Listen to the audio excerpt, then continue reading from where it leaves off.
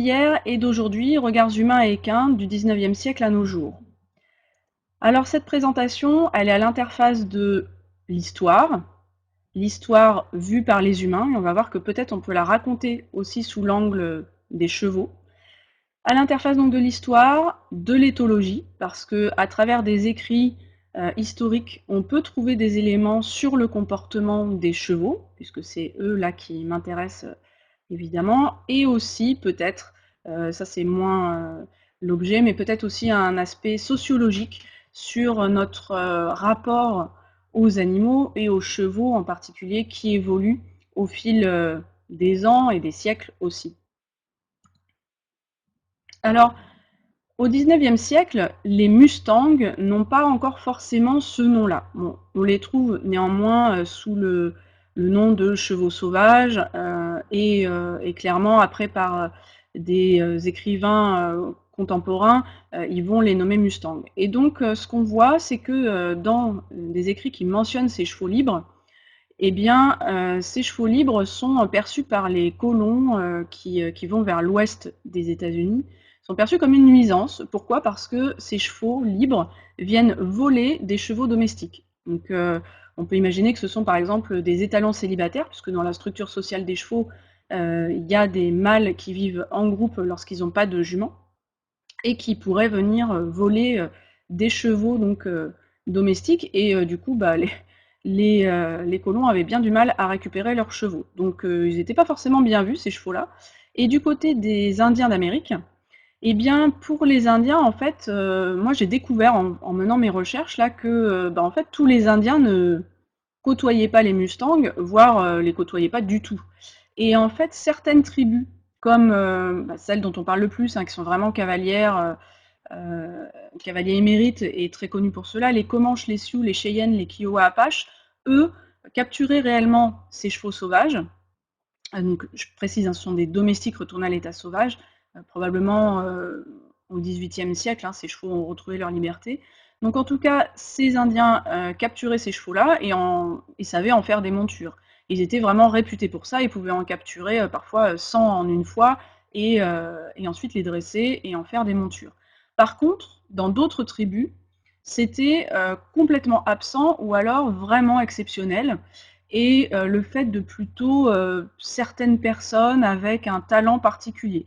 Alors j'ai lu un livre sur la tribu Blackfoot, et dans cette tribu, par exemple, il est mentionné, alors ce sont des cavaliers, où le cheval a vraiment une grande place. Néanmoins, les chevaux sauvages ne sont pas régulièrement capturés, c'est vraiment très rare. Et ce sont les hommes médecine qui vont tenter l'expérience de temps en temps, et ce serait voilà, des personnes avec des facultés particulières, de pouvoir s'approcher discrètement de ces chevaux-là sans s'en faire remarquer et puis arriver à les capturer.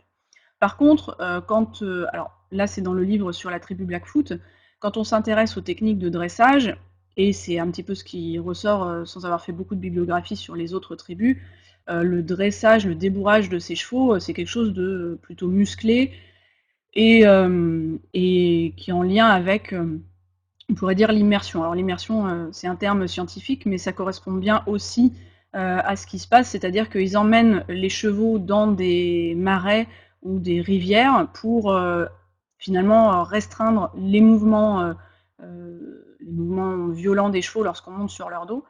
Et voilà, c'est ce qui se passe pour tous les chevaux. Donc forcément, des chevaux sauvages comme les Mustangs ont aussi eu les mêmes traitements. Et c'est mené, alors ça c'est rigolo, dans la tribu Blackfoot, c'est vraiment mentionné que ce sont des jeunes hommes, des adolescents en fait, qui débourrent les chevaux, tous chevaux confondus. Donc voilà pour le 19e.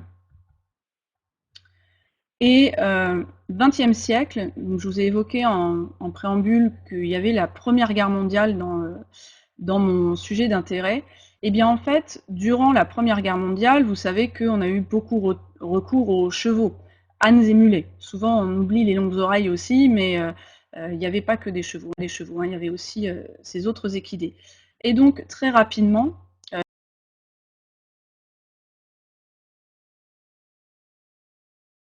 alors je dis monture, c'est pas tout à fait approprié, de chevaux, parce qu'il y avait aussi des chevaux qui étaient attelés, beaucoup hein, même, Donc il y avait l'artillerie et la cavalerie qui avaient besoin de chevaux. Et donc on est allé chercher des chevaux outre-Atlantique, notamment aux États-Unis, au Canada et en Argentine. Là, je vais me concentrer donc sur les États-Unis. Assez rapidement, des chevaux qui étaient déjà dressés, qui ont été achetés par les armées britanniques et françaises, il n'y en avait plus.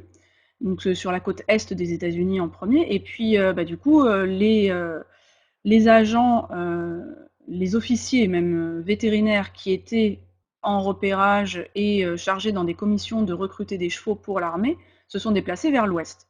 Et c'est là où on voit apparaître dans les écrits de ces vétérinaires, donc après la Première Guerre mondiale, puisque plusieurs ont écrit notamment des thèses ou ont fait des rapports sur la sélection des chevaux pour l'armée, pour éventuellement un autre conflit et tirer des leçons de cette expérience-là. Et bien en fait, on voit apparaître des chevaux qui ne sont pas forcément nommés Mustang, mais qui clairement sont ces chevaux-là, puisqu'ils sont cantonnés à l'ouest américain, et qu'ils, par leur comportement, dénotent et sont vraiment décrits par les vétérinaires. Donc ces chevaux, vraisemblablement, d'après différents écrits, on pourrait dire historiques, sont capturés par les propriétaires terriens aux États-Unis, par les Américains, et ensuite ils sont vendus, voilà, si on a réussi à les attraper en fait. Et ils sont acheminés vers les points de rassemblement des chevaux qui sont examinés par les commissions françaises et probablement britanniques aussi, mais là on se concentre sur les Français. Et si ces chevaux ont une conformation qui convient pour l'artillerie ou la cavalerie, eh bien, ils sont présentés, montés, parce qu'on veut voir ce que ça donne. Alors, je souris un petit peu en disant ça, parce que c'est hallucinant, la procédure qui a lieu. Et je vous ai mis peut-être vous avez lu pendant que je parlais, un petit texte de comment ça se passe quand ces chevaux sont présentés montés. Donc, évidemment, ils n'ont jamais été montés auparavant, ces chevaux sauvages. Et c'est là où on les remarque particulièrement, puisqu'ils sont complètement terrorisés.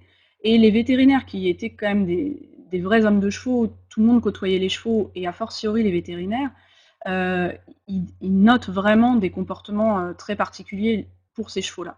Donc je vous lis le petit passage où c'est la présentation, où là les chevaux vont être montés pour la première fois et présentés montés.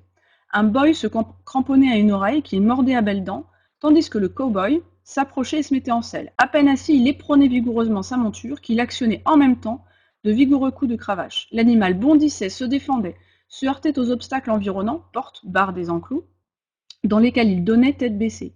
Après 1 ou 2 minutes de ce dressage, le malheureux, couvert d'écume, était calmé, et décellé sans peine, il était dompté.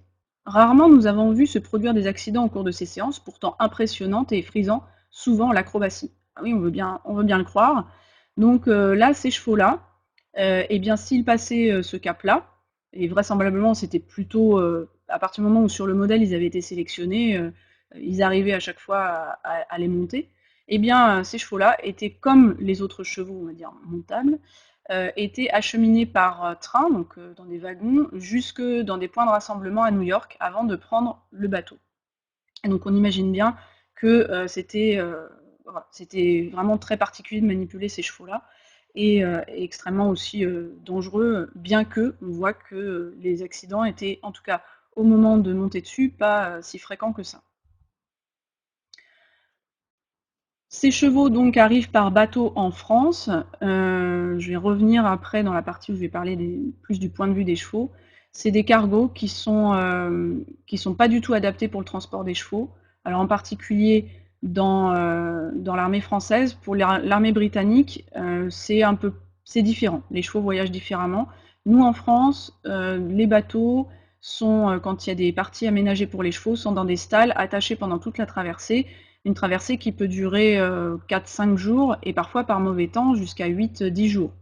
Ensuite, ils arrivent en particulier au port de La Rochelle où ils sont débarqués et donc normalement ils sont tous avec un licol sur la tête et ils sont ensuite matriculés, donc ils ont un numéro mis à la peinture sur leur croupe et un marquage au fer rouge sur le sabot, comme ça se fait encore dans l'armée aujourd'hui, la garde républicaine par exemple. Et donc, pour ça, ils sont mis dans des travails spécialement amenés et déplaçables parce que tous ces chevaux qui viennent des États-Unis posent beaucoup de problèmes. Et à ceux-ci, venant de l'ouest des États-Unis, s'ajoutent des chevaux sauvages aussi, qui sont des chevaux d'Argentine, et qui, eux, ont la particularité apparemment de se jeter à l'eau pour s'échapper, et donc il y a même des barques qui sont prévues pour aller récupérer les chevaux dans le port. Donc c'est pour vous dire un peu l'ambiance au débarquement à La Rochelle, avec ces bateaux qui viennent des États-Unis et d'Argentine. Ensuite, les chevaux sont amenés vers des lieux, donc sont regroupés, puis amenés vers des lieux d'entraînement avant d'être amenés sur les endroits où on a besoin d'eux, dans l'artillerie ou la cavalerie. Et ces chevaux-là, donc je vous dis, ils ne sont pas nommés forcément Mustang, hein, c'est par recoupement d'informations qu'on arrive à déterminer qu'il s'agirait bien de Mustang. Et on les voit réapparaître, ces chevaux-là, très probablement, bon, pour moi c'est une quasi-certitude qu'il s'agit d'eux, dans des particularités de dressage. Là, par exemple, c'est un article, enfin c'est une première page même d'un journal qui s'appelle Page de gloire, de 1916, où il y a une photo, et je vous représenterai d'autres photos par la suite, où il y a marqué « Le dressage des chevaux américains ». Alors, il faut se dire que les chevaux américains dans leur ensemble ne posaient pas de problème de dressage, puisque certains étaient tout à fait débourrés, attelés, etc. Mais là, il y a une série de photos où clairement ce sont des chevaux complètement atypiques, avec une morphologie aussi assez particulière et qui correspond d'ailleurs toujours à la morphologie des Mustangs d'aujourd'hui.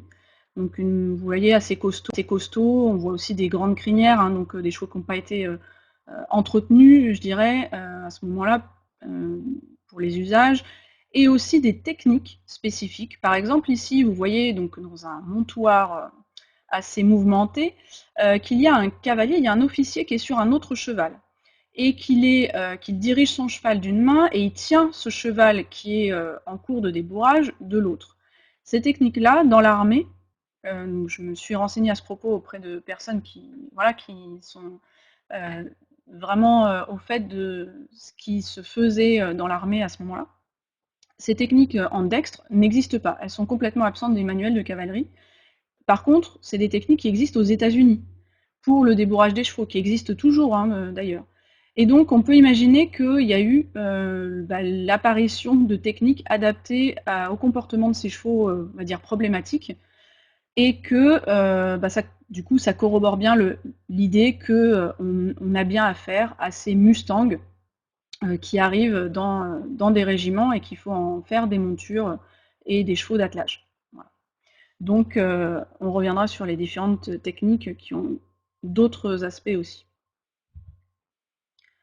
Au XXe siècle, donc après cette période de conflit, donc vous avez vu que pour la Première Guerre mondiale, on a des chevaux sur son terrain, on peut les capturer, on les vend, on en fait ce qu'on veut, ils nous appartiennent.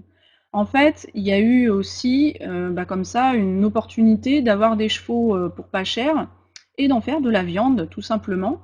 Et donc, qui arrivait à attraper des Mustangs et à les tuer, pouvait les revendre pour l'industrie et notamment l'alimentation pour chiens et chats.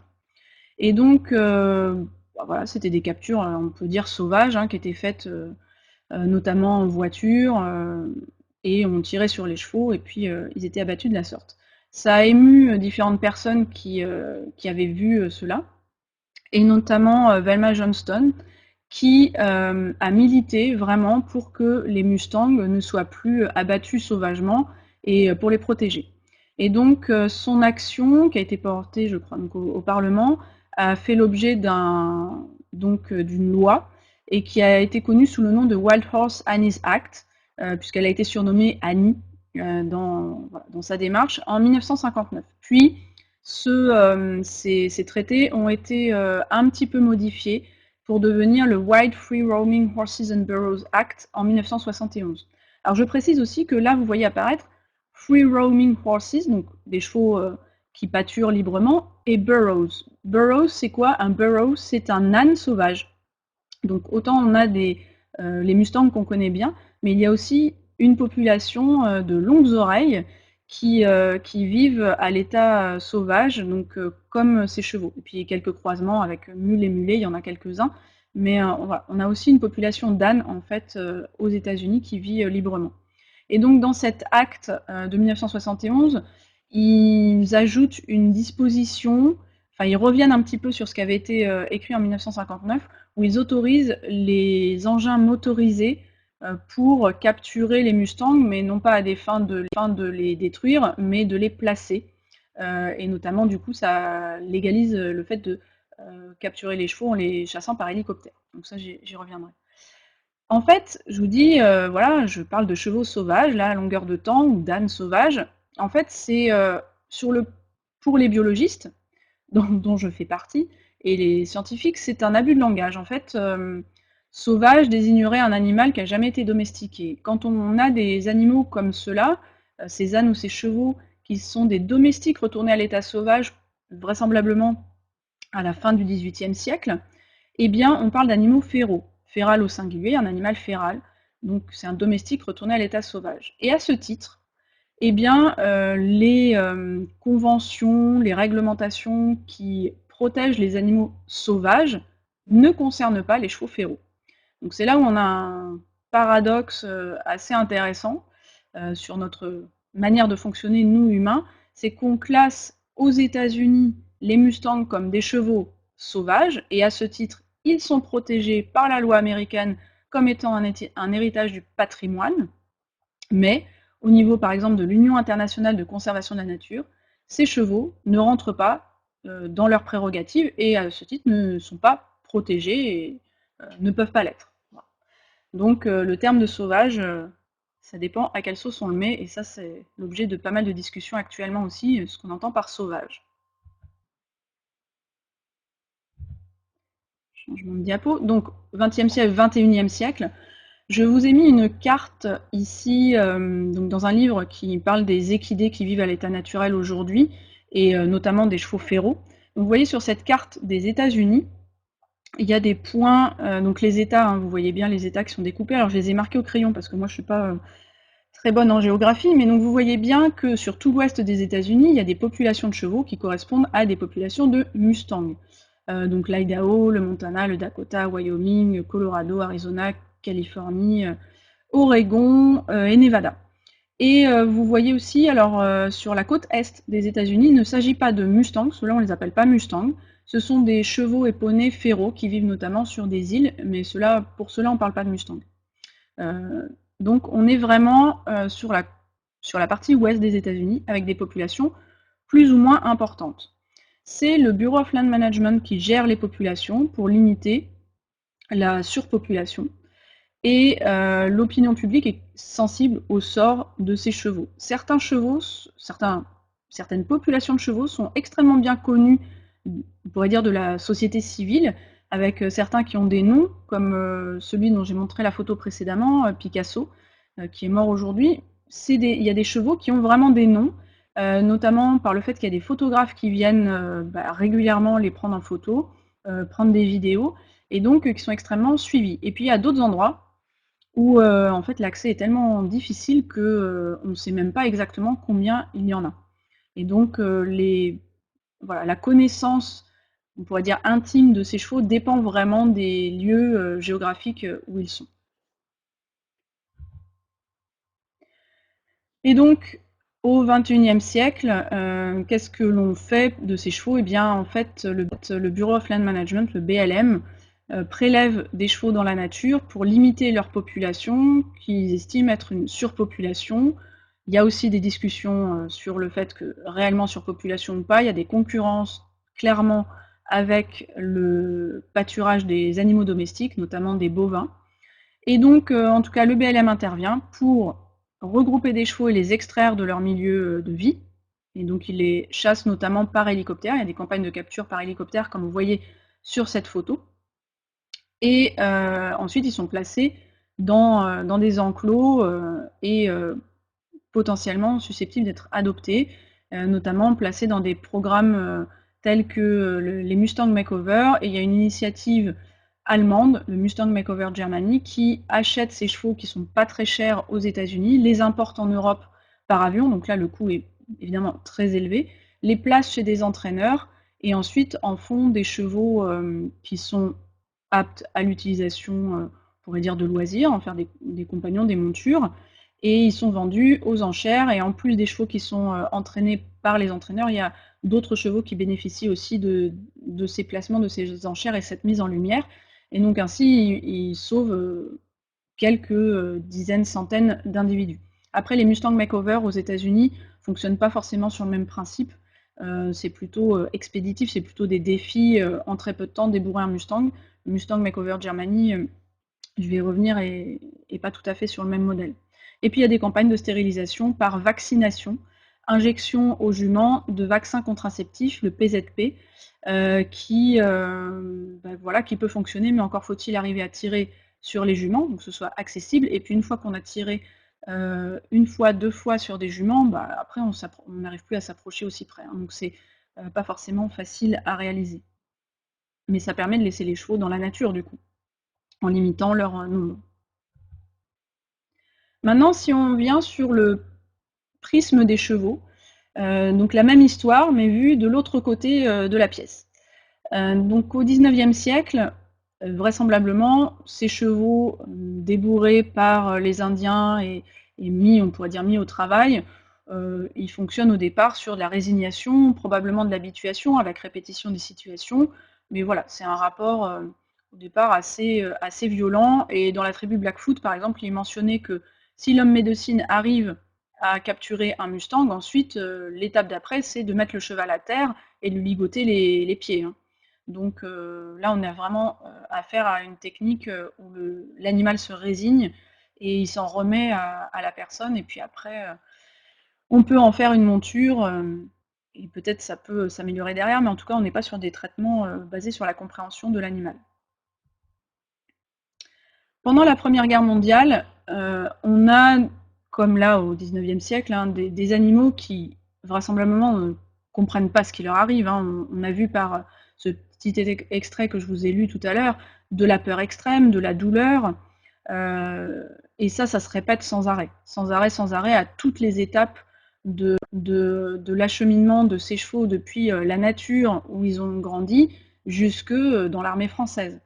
Donc là, je vous ai mis une photo, alors qui n'est pas un Mustang, hein, mais c'est pour vous expliquer aussi un petit peu comment ça se passait, le débarquement de ces chevaux lorsqu'ils arrivaient dans les ports britanniques ou anglais. Là, c'est l'armée britannique. Eh bien, les bateaux et les quais étaient ainsi faits que parfois c'était extrêmement compliqué de débarquer les chevaux.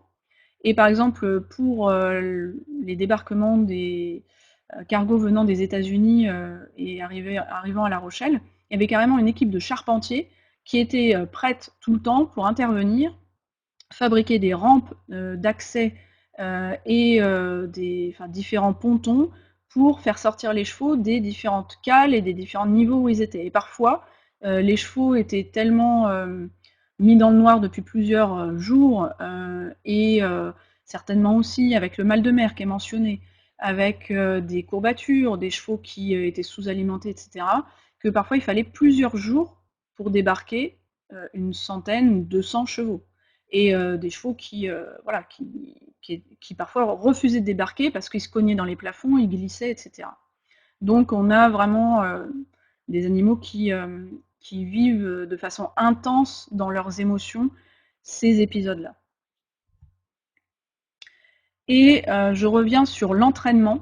Donc ce qui est intéressant dans la recherche que j'ai menée, c'est que la revue Page de gloire, que je vous ai montrée avec cette photo de couverture, on retrouve cette photo dans les archives de la Bibliothèque nationale de France sur Gallica.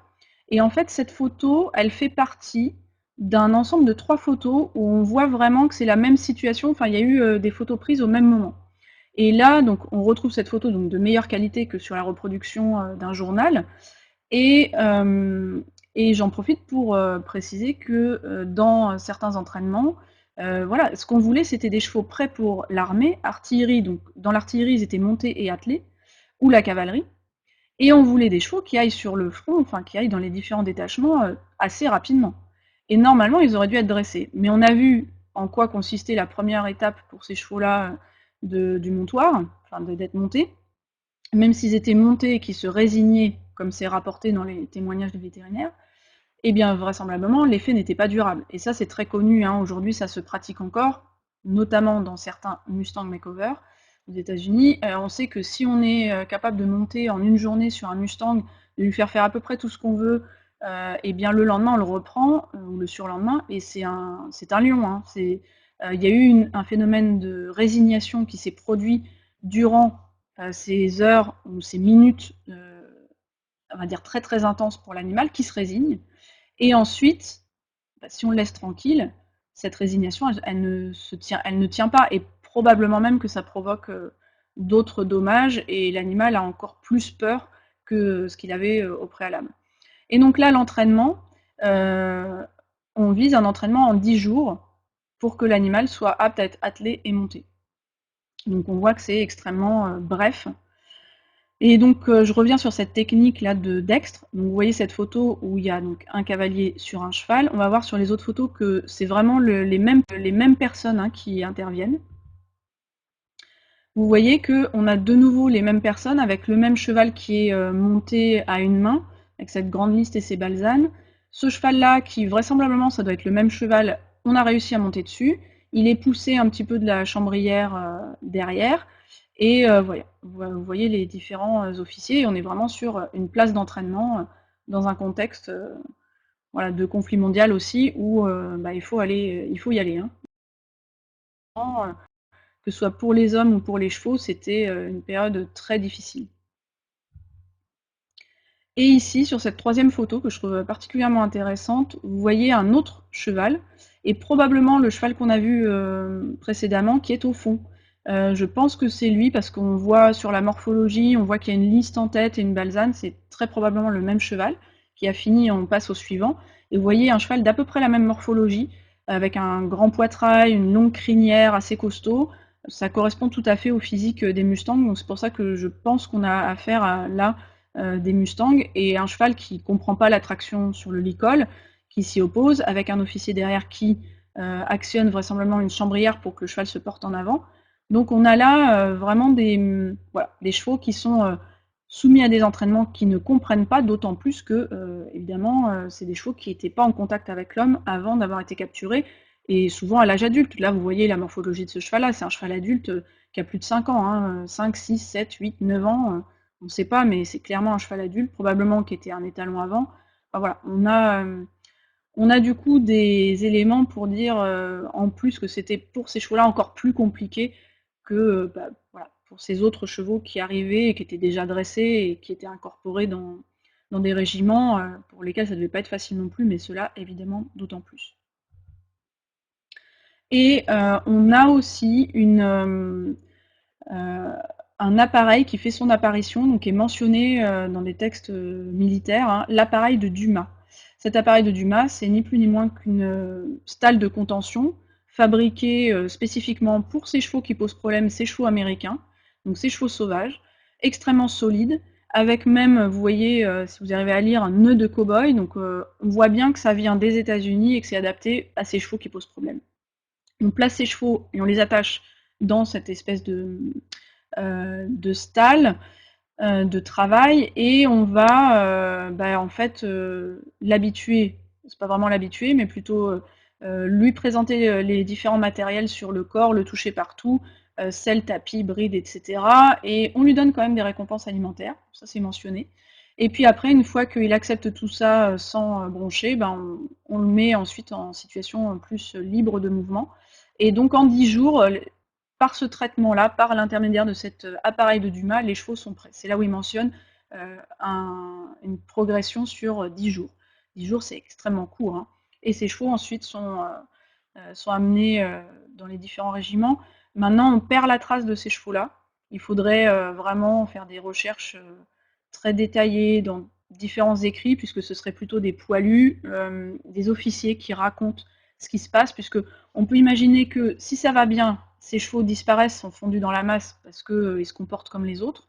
Après, si ça va pas bien, c'est là où on les voit ressurgir en quelque sorte.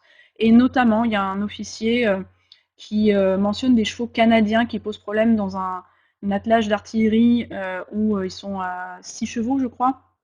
Il y a un cheval qui est dit canadien qui pose problème parce que il se cabre, il coopère pas alors que les autres chevaux sont plutôt à l'écoute. Et on peut imaginer que même si c'est mentionné comme un cheval canadien, pourquoi pas un cheval de type Mustang qui se retrouve là et parce que du Canada, on pouvait tout à fait aussi avoir des Mustangs et à l'époque, on parle des Américains, donc les Américains, Canada, États-Unis, c'est un petit peu éventuellement confondu. Donc voilà, après on perd leurs traces et du coup on peut pas trop savoir ce qui s'est passé pour eux. 21e siècle, on a des chevaux qui vivent librement, donc ça c'est un petit peu nous ce qu'on a comme image d'idéal. Mais en fait, là, et je vous renvoie vers les conférences que j'ai faites sur les idées reçues sur les chevaux sauvages, les chevaux libres, bah, en fait, ils souffrent de la faim, de blessures, de pathologies. Leur longévité est quand même pas si grande que ça. Et les quelques exceptions, comme ce cheval Picasso là qui est sur cette photo, qui a atteint peut-être une trentaine d'années, mais on n'est pas sûr, mais en tout cas qui a dépassé clairement la vingtaine d'années, ça c'est assez exceptionnel. Et finalement, bah, on a aussi beaucoup de pertes, hein, des chevaux qui souffrent de différents problèmes. Et donc la vie à l'état naturel n'est pas forcément, pour les Mustangs, quelque chose d'idéal. Même si il y a des avantages, il y a des inconvénients, tout n'est pas tout blanc ou tout noir, mais c'est loin d'être une vie complètement idéale. Quand ils sont capturés, ces chevaux, donc là j'en viens à l'aspect vraiment gestion actuelle et ces chevaux qui arrivent dans les centres de regroupement, ils ont peur, ils sont fatigués, c'est quelque chose d'assez violent et du jour au lendemain, ils se retrouvent dans des enclos. Ils se retrouvent coupés de leurs liens sociaux et puisqu'ils sont mis par lot de sexe et d'âge, et puis avec beaucoup d'autres individus, alors que les chevaux vivent en petits groupes d'une petite dizaine, voire moins, hein, de chevaux. Là, ils sont placés dans des enclos où ils peuvent être 50, 100. Et en plus, ils vont devoir entrer éventuellement en compétition pour l'alimentation parce qu'ils vont devoir manger des tas de foin sur des tas de foin, même si c'est bien réparti, c'est quelque chose qu'ils connaissent pas. Et sur le plan physiologique, en plus, ils vont devoir aussi s'adapter puisque jusque-là, ils pâturaient, ils prélevaient l'aliment avec leurs incisives, et sur le plan digestif, bah, c'était des végétaux, on va dire, mouillés, vivants, et là, ils mangent uniquement du foin. Forcément, vu la population, la concentration d'animaux, il ne peut pas y avoir des brins d'herbe qui poussent. Donc ils sont nourris à de l'alimentation sèche, et ça, c'est aussi quelque chose auquel on ne pense pas forcément. Et pour les Mustangs de la Première Guerre mondiale, hein, il y a aussi ces changements-là, bien sûr, qui entrent en ligne de compte. Et c'est des chevaux qui, lorsqu'ils sont adoptés, vont vivre encore des étapes nouvelles d'adaptation, s'adapter à un nouveau cadre de vie, à d'autres humains, parce qu'ils en croisent évidemment dans les centres de regroupement, et aussi bah, des nouveaux congénères, donc s'adapter à voilà, des nouveaux compagnons. Alors je vous ai mis cette photo parce que je la trouve assez amusante et qui illustre vraiment très très bien la capacité d'adaptation des chevaux. Il s'agit de Shadow, donc un Mustang qui a été capturé dans l'Oregon quand il avait 8 ans ou à la fin de ses 7 ans. Il est arrivé dans le programme du Mustang Makeover Germany, et donc il est arrivé chez un entraîneur français, Ludovic Fournet, chez qui donc il a été entraîné pour devenir une monture, voilà, un cheval avec qui on peut faire plein de choses. Et en fait, ce cheval-là, quand il est arrivé chez Ludovic Fournet, d'abord il était dans un petit enclos, et puis une fois qu'il a été manipulé correctement et qu'il était suffisamment confiant et qu'il pouvait être attrapé, il a été dans un pré, et il y avait un abri dans ce pré. Et donc Ludovic n'a pas pensé du tout que le cheval irait dans l'abri, puisque c'est un endroit où il n'y a absolument pas moyen de surveiller l'environnement. Et donc il s'est dit, bah voilà, je pense, enfin moi la première aussi, à me dire, bah non, un cheval ne va pas aller là-dedans parce que c'est quand même pour un cheval sauvage, ça n'ira pas. Bah, en fait, dès le premier jour, ce cheval est allé dans cet abri, la tête dans le coin pour éviter bah, les mouches en fait sur sa tête, tout simplement. Et d'où le fait qu'il y ait une cible de tir à l'arc, il y a des choses comme ça que normalement on laisse pas quand il y a des chevaux à proximité.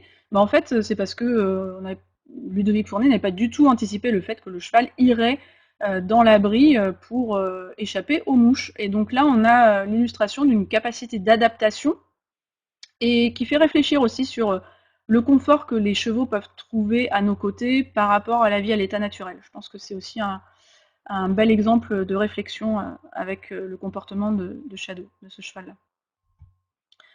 Et ensuite et pendant aussi, hein, ces chevaux vont être entraînés.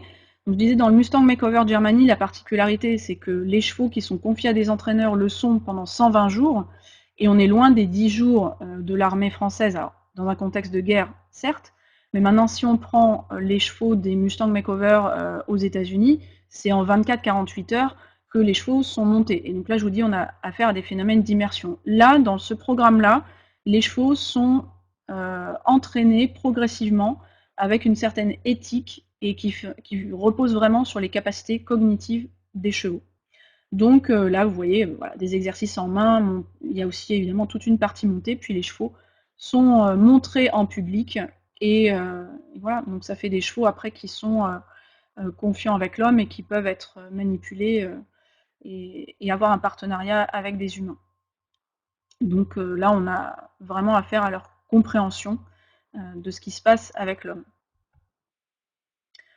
Donc globalement, ce qui me semble important à retenir dans ces histoires, parce que c'est pas une histoire, c'est que notre rapport aux animaux, il évolue, nos préoccupations à leur égard changent, et les contextes aussi sont différents selon les époques. Donc c'est assez compliqué finalement de comparer ce qui se faisait par exemple par les Indiens d'Amérique, ou pendant un contexte de conflit mondial, où aujourd'hui on est sur une société plus de loisirs, où on a plus de connaissances aussi sur les capacités cognitives des chevaux. Donc on apprend des choses, mais faire des parallèles, il faut toujours bien les replacer dans leur contexte historique. Ce que je trouve, moi, très intéressant, c'est que l'histoire, on peut la raconter comme on a l'habitude de le faire à l'école, dans nos livres, par les humains, mais on peut aussi trouver une autre histoire qui est celle du côté des animaux, et que fait très bien Éric Baratet, notamment, qui est historien. Et ça nous raconte d'autres choses. Donc c'est aussi intéressant de voir comment les animaux évoluent avec nous au fil de l'histoire. Et je trouve aussi que le cas des Mustangs illustre à la perfection, malheureusement, notre rapport conflictuel de rapport à la nature, de protection de la nature. Qui a le droit d'être protégé et comment on procède pour protéger.